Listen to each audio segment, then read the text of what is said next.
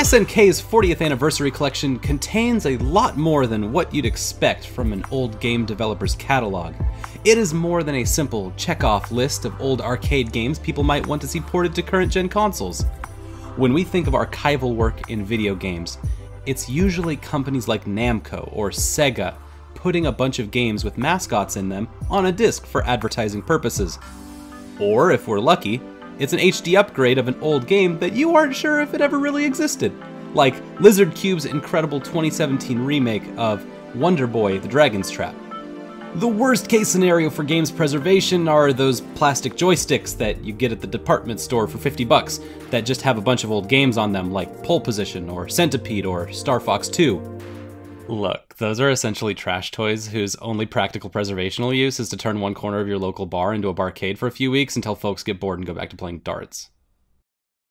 With SNK's 40th anniversary collection, Frank Cifaldi's team at Digital Eclipse have put together something more than a games collection, but a digital archival format that should be absolutely inspiring for all of us who are asking, how do we preserve the history of video games for future generations?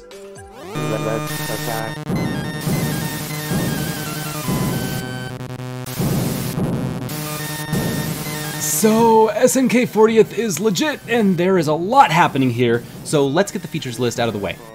It has a complete timeline with museum-esque notes on the context of each work. Each emulated game has some simple emulation functions, save state, load state, etc., but also has a rewind button that undoes your moves, especially helpful for all the quarter-sucking technical shooters.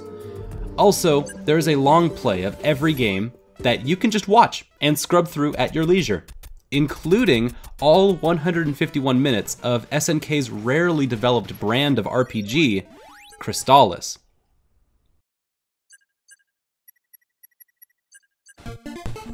You can run the Japanese and Western versions of almost every game.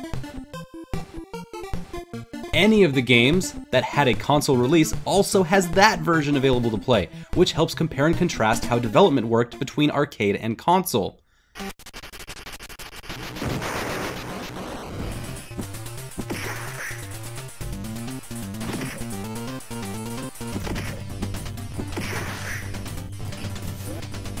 And on top of it all, there are changeable resolutions, including an arcade cabinet-esque portrait mode.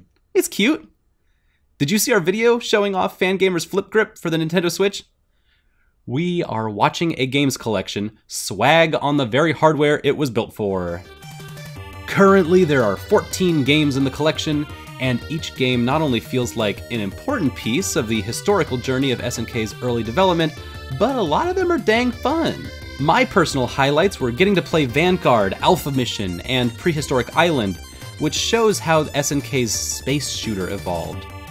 Also, Athena has aged really well, and was incredibly impressive for how much is going on in such a small space. Then you get a jump from that to Psycho Soldier, and you see SNK start using their mascot characters to do some cool experimenting.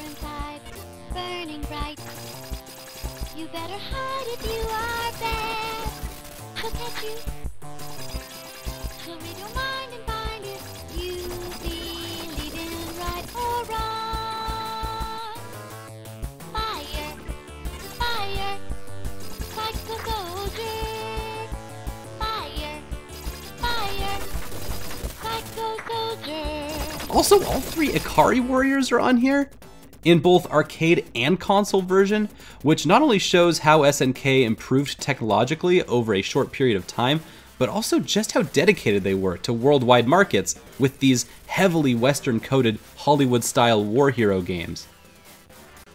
Everything curated in the 40th anniversary collection is SNK before the Neo Geo in 1990, which means no Fatal Fury, no King of Fighters or Metal Slug, but that's actually a good thing for a couple of reasons. One, all of the games curated from this era were designed and built on similar philosophical and historical foundations. Games that were designed for coin-op arcade machines, that were planned towards being translated to English and usually ported to the NES for Western home markets. Two, you get to see the roots for all of SNK's bigger franchises in isolation. So when you combine the tank from TNK 3, the dual weapons and co-op systems from Ikari Warriors or POW, and the hostages from Guerrilla War, you basically get Metal Slug. That's Metal Slug. That's what Metal Slug came from. Also, hey, this is a big aside, but SNK made a game where you play as Fidel Castro and Che Guevara to overthrow the US's Bautista regime in 1950s Cuba. And it has the exact same engine and style that Ikari Warriors used to represent Rambo-esque flaming romps through fascist-occupied jungles. I repeat, it's a game where you are Fidel Castro and Che Guevara as super soldiers liberating Cuba. They made this entire game after having read and been inspired by guerrilla warfare, Guevara's treatise on warfare and revolution within the Americas. The dev team had never been to Cuba, even though at one point a trip for the team was planned, so like late 80s SNK was real into communist theory, or maybe just really heavy on some kind of 1950s jungle warfare kitsch. Either way, SNK saw Che Guevara as real-life Rambo. Game's history is whack, and SNK, welcome to the resistance? Sorry, back to before I interrupted myself. So in the 90s, the Neo Geo abruptly changed arcade development as we knew it, with multiple games in one mass-produced arcade cabinet. And this SNK collection is like the moment right before all of that happened. So I'm glad Fatal Fury and King of Fighters aren't in this collection, because it more concisely tells a story in isolation about Japanese game development in the 1980s. Hopefully, this also allows for a Neo Geo collection to come out later as a second volume based on this collection. And if it is anything with the level of detail that this archive has, that would be incredible. Just like a second volume to an encyclopedia series, but interactive. There continues to be a desperate cry for multiple formats of games archival, as games that are the fundamental building blocks of the current generation are getting lost to time. The best that we've got right now is Nintendo condensing eras of history into 15 games and putting them on a proprietary plastic emulator box like the SNES Classic. The best that we've got right now is begging Sega to port Dreamcast games to the Nintendo Switch, some of which can't be ported because that data has already been lost. The best we've got is any ROMs that can still be scraped off the web after Nintendo is done trying to destroy all history of games. Is that weird that Nintendo's kind of the hinge on all games' history? That's weird, right? I feel like that's weird. Kind of diabolical.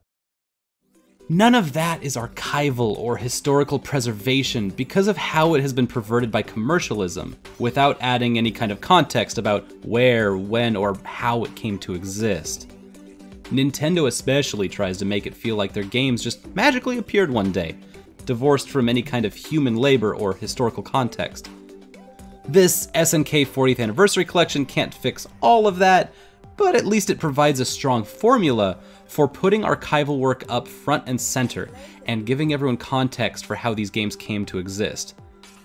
Historical context and concise curation are forces that help differentiate SNK's collection from an average commercial release like the Mega Man Legacy Collection. Here I am, peoples, just hanging out at the factory where they make these Neo Geo multi-video systems. Now what these things are is that you can play 4 different games on this machine. But that's not all. I got another surprise for you.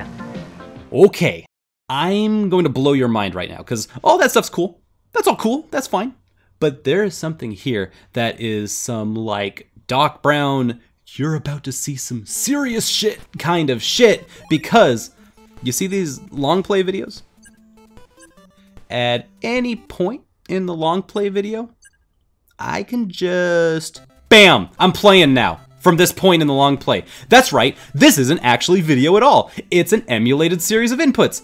It's a goddamn tool-assisted speedrun that you can take direct control of at any point. That's incredible.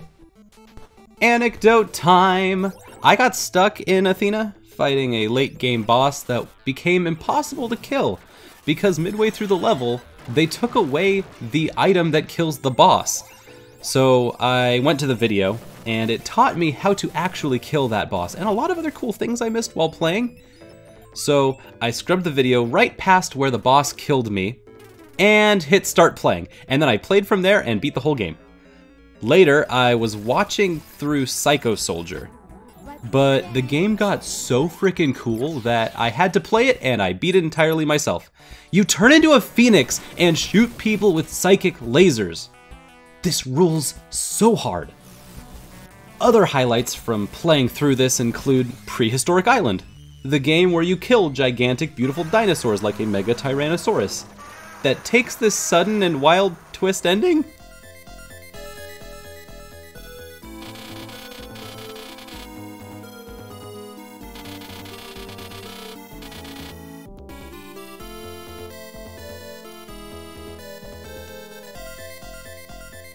Where everyone dies? Okay. Thanks, FBI Director William Sessions. There is also Street Smart, whose ending is very American. Oh yeah! Did you know that the world is going to end on October 1st, 1997? Crystallis did. They predicted that lightning bolt that smote the world. I love that even SNK's Zelda clone has absolutely no chill. And I can't forget mentioning Vanguard's Laser Beam Eyeball Man, or any of the other game art, as well as the game's end credits congratulations screens. These really are special and lovely.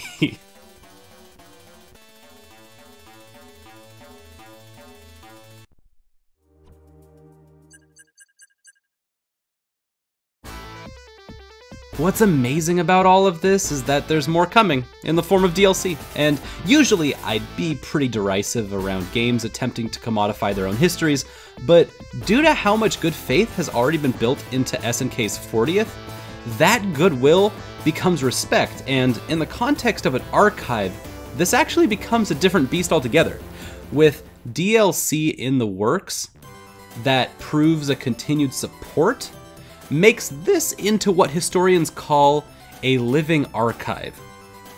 The Sega Mega Collection that is currently on Steam also takes a similar approach, where you can download the Game Hub for free, while the developers continue to add as many Genesis and Mega Drive games as they can to that digital platform, and then you buy those in packs. I'm interested to see how long both of these formats can maintain their games collections for. The SNK collection currently exists only as a Switch game, which means its lifespan is limited by the Switch's hardware. Meanwhile, Sega's Game Hub is only a Steam application, and thus is limited by Steam. Digital purchases are always fickle. If you're studying game design, then this game is a textbook for you. The curation of all of these games provide a framework for SNK's design practices in the 80s. 1. The player is fragile and normally dies when an enemy touches them. 2.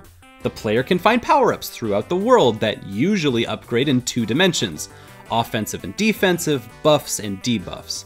3. Players are rewarded for exploring, and usually destroying, the environment. 4. Points are constantly and trivially tossed around for most any action that the player does, and if the player beats the game, they get an overwhelming number of points that means that everything was kind of worthless anyway. 5. Each game is overwhelmingly difficult, but in a way that can be either assuaged by a second player, or by collectible power-ups that exponentially increase the power of the player. This is easily seen in Athena, where you can upgrade all the way into getting a giant goddamn fire sword.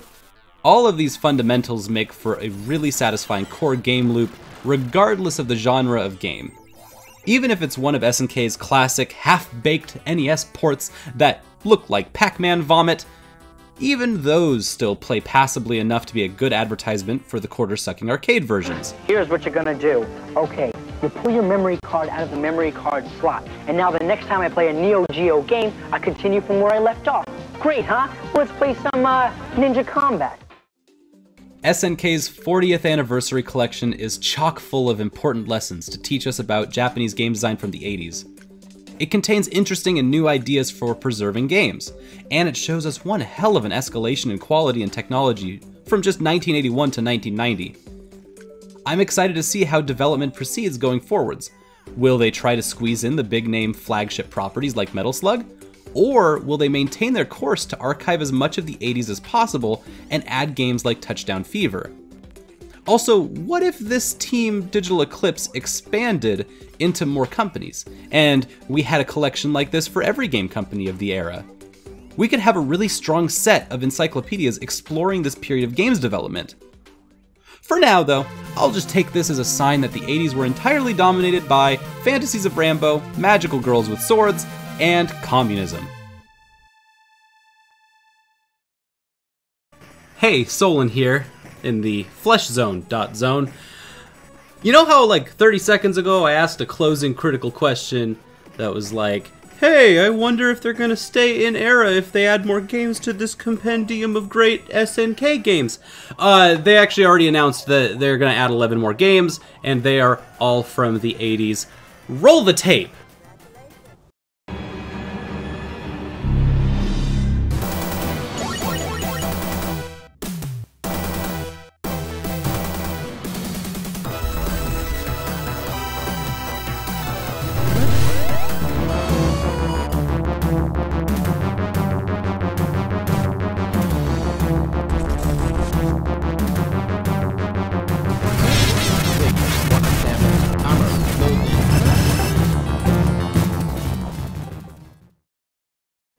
So yeah, that pretty much answers my questions. There's 11 more games being added. They're all from the 80s. It's all in period. So this is pretty much the fullest archive that I can think of entirely 80s SNK games. That's incredible. That's awesome.